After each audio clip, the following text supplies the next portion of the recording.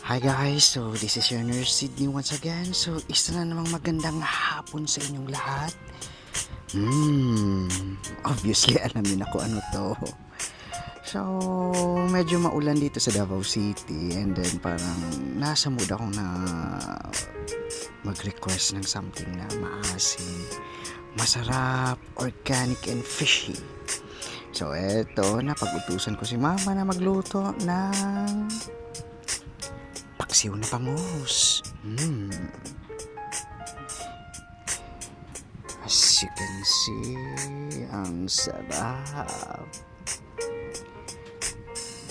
Siya nga no idea kung ano itong Paksiw Na Bangus. Well, syempre, kung meron tayong adobong baboy, meron din naman tayong tinatawag na paksiw, mostly sa mga fish dishes yun. So, masarap yung paksiw, lalo na pag bangus, kung ulo ang part na kakainin, which is po one of my favorite, as well as yung belly niya. Kindly look at this. Mapapakain ka talaga ng maraming kanin ito, guys.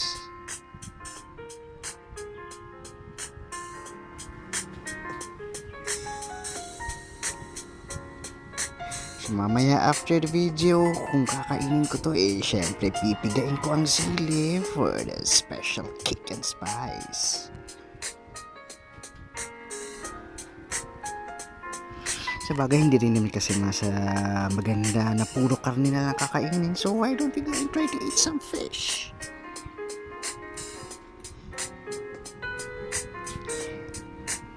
Having fish is also a good source of protein, so you don't have to worry about getting thinner.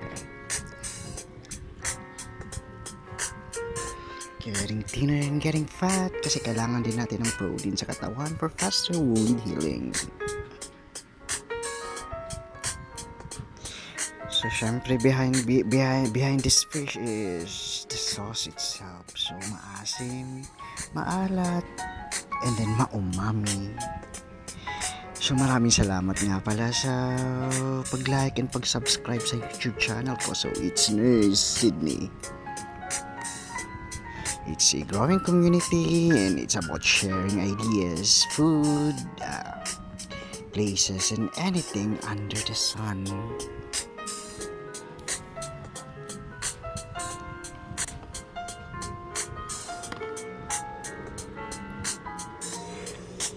So sa mga wala pang idea kung anong gustong kakainin or gustong lulutuin pa, why don't you go and try to have Paksiw Na Bangus. Maraming salamat guys, and